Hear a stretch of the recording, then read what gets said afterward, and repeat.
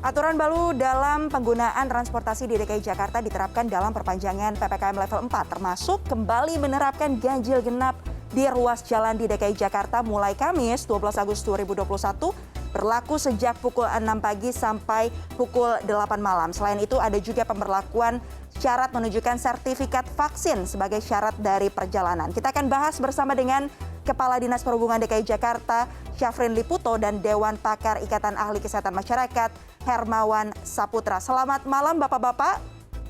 Selamat malam. Assalamualaikum warahmatullahi wabarakatuh. Selamat malam Mbak Menteri. Assalamualaikum warahmatullahi wabarakatuh. Waalaikumsalam warahmatullahi wabarakatuh. Saya akan ke Pak Syafrin terlebih dahulu. Bapak, ini penghapusan ganjil genap ini kan awalnya diterapkan sebagai upaya mencegah penumpukan penumpang ya di transportasi umum. Nah, akhirnya pemerintah memutuskan akan menerapkan kembali mulai tanggal 12 Agustus. Sebenarnya teknisnya seperti apa, Pak? Dan apa saja pertimbangannya ketika mengambil keputusan akan menerapkan kebijakan ini? Ya, baik. Jadi sebagaimana kita ketahui bahwa pemerintah telah menetapkan perpanjangan PPKM level 4 dan untuk 4 kota besar di Indonesia, ada Jakarta, Surabaya, Bandung, Semarang, itu ada uji coba pembukaan beberapa kegiatan dengan kapasitas maksimal 25%.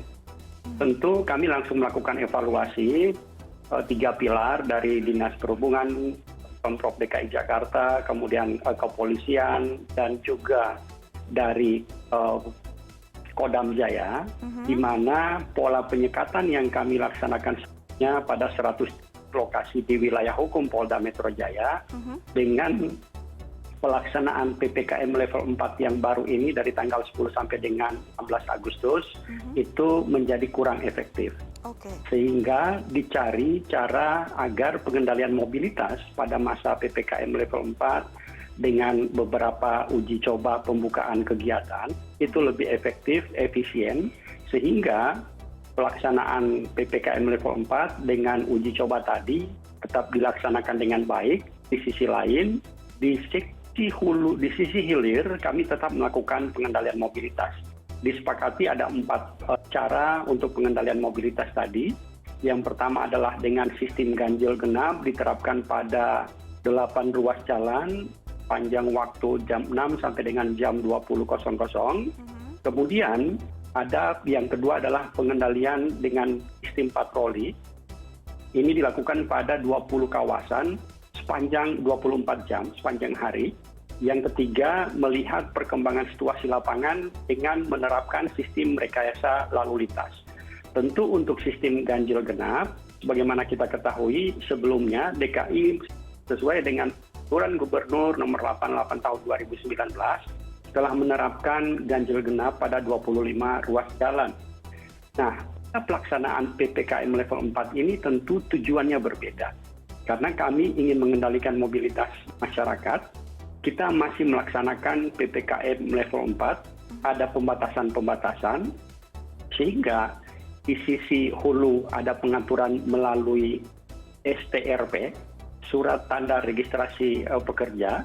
Di sisi hilir, transportasi mobilitas masyarakat menyesuaikan. Artinya pola pelaksanaan kebijakan di level implementasi itu terintegrasi dari hulu ke hilir, di mana mobilitas tetap dikendalikan, sehingga tidak terjadi keramaian yang tidak berarti di beberapa lokasi yang memang itu diperbolehkan pada masa pelaksanaan PPKM level 4 ini. Baik, artinya untuk keluar masuk wilayah DKI Jakarta dari area penyangga tetap diberlakukan STRP juga ya Pak ya?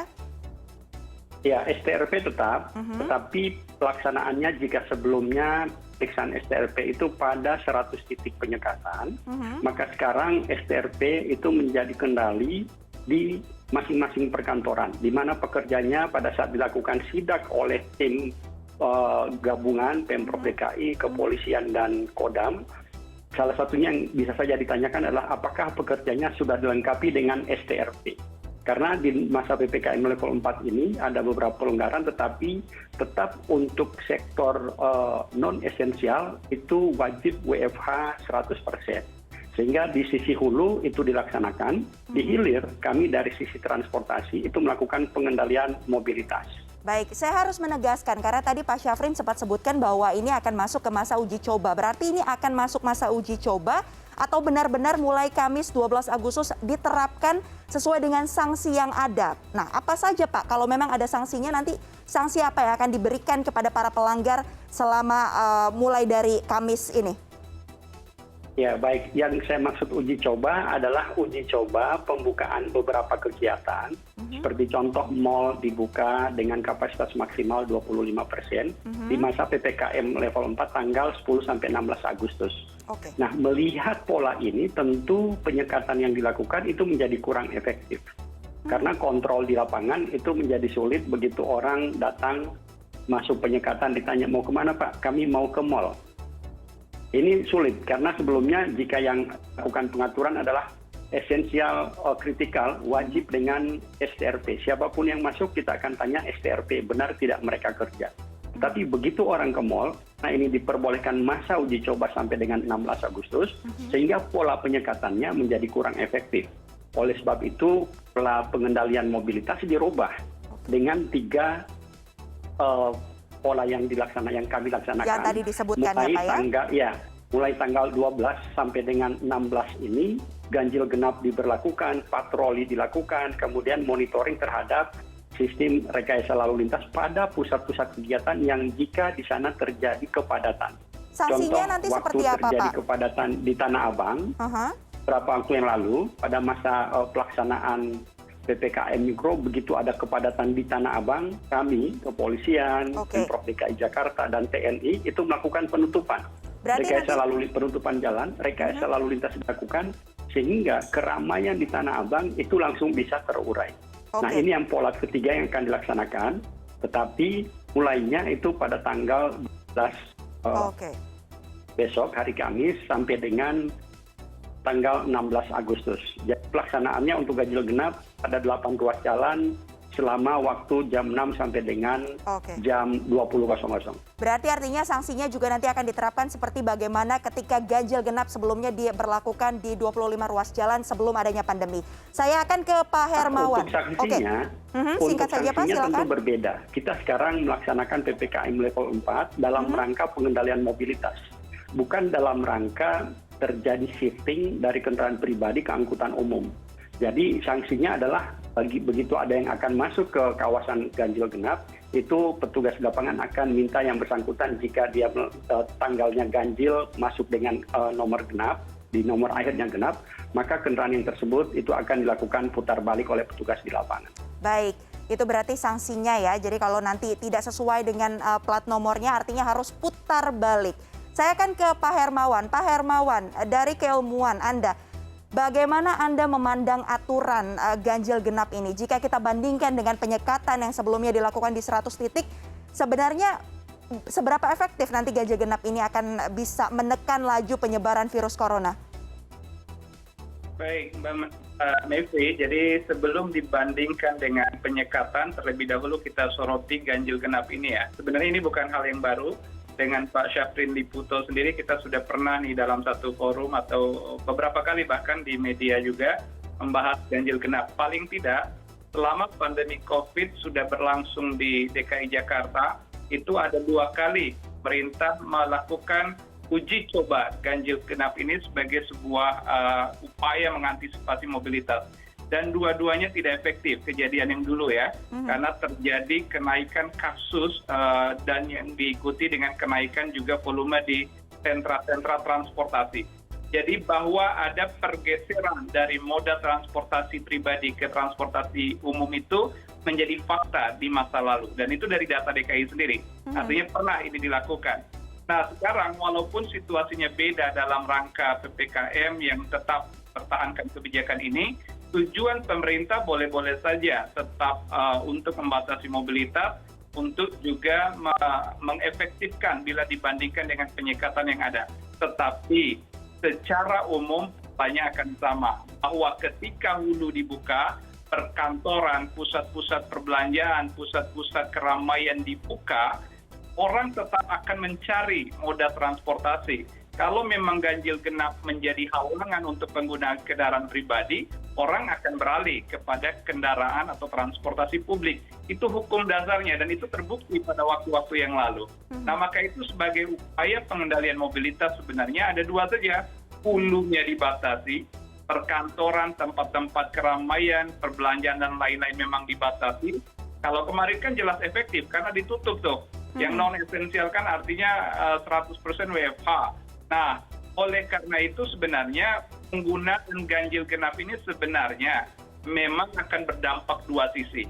Orang akan terbatasi untuk masuk dari penggunaan kendaraan pribadi, tapi tetap akan membuat kenaikan pilihan moda transportasi publik. Apalagi kalau moda transportasi publiknya dibuka. Terkecuali memang tidak ada tuh yang namanya Transjakarta, tidak ada kereta yang tiap waktu juga masuk ke wilayah DKI.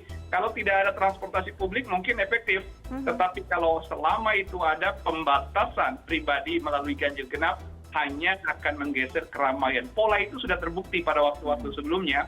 Jadi kalau sekarang mau diuji coba lagi, berarti coba-coba lagi. Nah, sekarang kaitan yang berbeda ya, ini makanya saya sampaikan dua hal nih. Kalau memang kaitan dengan upaya pembatasan sosial, jadi sebenarnya DKI ini punya kekhususan. DKI sudah punya coverage vaksinasi yang lebih baik dari daerah lain. Bahkan gubernur menyampaikan sasaran untuk vaksinasi itu mengejar 100% populasi. Jadi kalau DKI punya 10.560.000 penduduk, maka sejumlah itulah target vaksinasi, sehingga pun persyaratan menggunakan sertifikat vaksinasi, pembatasan aktivitas dan lain-lain dari sini udah mulai nih. Ada instrumen pengendalian upaya yang dilakukan oleh pemerintah DKI. Tetapi di sisi lain sebenarnya ya, ketimbang kita lebih membatasi ganjil genap, karena orang juga dalam suasana seperti ini membutuhkan kendaraan pribadi. Kendaraan pribadi itu kendaraan untuk mengakses pelayanan kesehatan, sekaligus mengakses kebutuhan dasar, sembako untuk ke tempat-tempat bayar listrik, untuk mengisi bensin dan lain-lain. Orang pasti butuh kendaraan pribadi dan itu jauh lebih aman. Memang hukumnya di dalam keadaan wabah orang lebih baik terlindungi agar terpisah dari ruang publik ketimbang akhirnya terjebak di dalam ruang-ruang transportasi publik. Itu filosofi yang mendasar sekali. Berarti Pak Oleh karena Hermawan, itu memang artinya harus dipikirkan lagi agar ganjil genap ini bukan berarti kita kembali mencoba-coba, karena dulu juga kita sudah mencoba dan terbukti ada pergeseran itu, Mbak Mevri. Ya, berarti artinya kalau kita bandingkan antara penerapan pembatasan, baik itu penyekatan 100 titik atau ganjil genap, lebih akan efektif jika memberikan syarat juga ya, syarat sertifikat vaksin bagi mereka yang akan naik transportasi publik. Apakah Anda kemudian menyarankan seperti itu, Pak Hermawan? Tentu tidak ya, dua hal. Saya hanya ingin menyampaikan bahwa ada upaya lain yang membedakan pemerintah DKI dari waktu yang lalu sebelum adanya vaksinasi.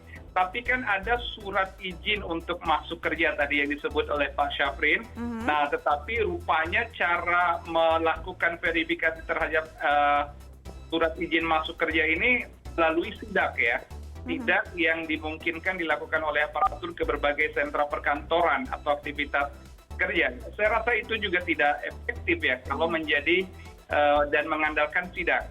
Tetapi sebenarnya gini, seharusnya kalau memang surat izin ini menjadi prasyarat utama, maka cara mengevaluasinya adalah perusahaan-perusahaan itu. Perusahaan-perusahaan yang diberi ruang untuk terbuka aktivitasnya hanya boleh diberi ruang izin apabila sudah menyetorkan dan melaporkan data dari semua tenaga kerjanya yang memang memiliki surat itu, surat izin itu.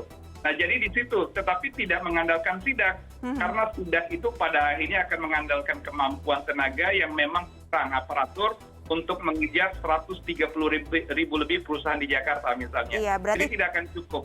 Jadi skenario ganjil genap tentu hemat saya tidak tepat karena itu akan memperparah resiko epidemiologi yang sebenarnya yang sudah terkendali atau sudah terlandai. Ada efeknya sejauh ini di DKI Jakarta, tetapi kalau kita masih mencoba-coba, khawatirnya ini menjadi bumerang karena ruang publik akan terisi keramaian. Tapi kalau membatasi mobilitas, tentu membatasi hulunya, perkantoran. Tadi dengan adanya surat izin masuk kerja untuk di wilayah DKI, itu yang dioptimalkan. Nah, sertifikat vaksin menjadi tidak penting karena apa? Gubernur DKI menargetkan 100% penduduk harus divaksin. Nah, kapan target ini diwujudkan, maka sebenarnya kalau sudah penduduk DKI Jakarta divaksin, ngapain juga menjadikan syarat untuk mobilitas juga sertifikat vaksin. Karena semuanya sudah menjadi sasaran, menjadi eligible population untuk sertifikasi vaksin. Baik, Pak Hermawan, berarti ke depannya kalau saran dari para epidemiolog ini adalah bagaimana benar-benar dikoordinasikan juga bagi pihak terkait ini, terutama bagi perusahaan-perusahaan agar karyawannya benar-benar menerapkan pembatasan aktivitas sehingga tidak terjadi mobilitas ya. Kita sama-sama berharap agar di situ, Mbak Mepri. Baik, agar aturan-aturan yang ada ini jangan justru menjadi bumerang ya untuk kembali jangan sampai kasus positif di DKI Jakarta ini meningkat. Terima kasih banyak saya ucapkan kepada dua orang narasumber saya, Bapak Syafrin Liputo yang merupakan Kepala Dinas Perhubungan DKI Jakarta dan juga Bapak Hermawan Saputra, Dewan Pakar IAKMI. Terima kasih banyak atas informasi dan juga perbincangan kita malam hari ini. Terima kasih Bapak-Bapak. Sehat selalu. Terima kasih. Assalamualaikum warahmatullahi wabarakatuh.